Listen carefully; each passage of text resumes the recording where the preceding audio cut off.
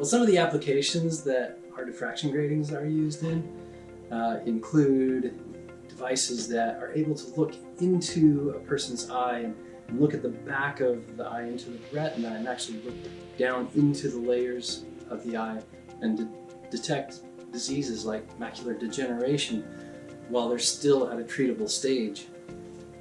In manufacturing, laser welding robots are used to make automobiles and airplanes and cars and a host of other things, and a lot of those lasers use diffraction gratings in them to help make the pulses shorter. There are constantly new detection technologies that are being invented, and some of those detection technologies are able to reduce how long it takes to detect diseases. There are instruments that analyze materials.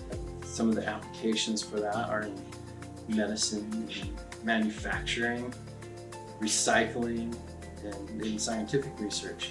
In telecommunications, thank you for joining me so that I could tell you a little bit about what makes me excited about getting up every morning and going to work.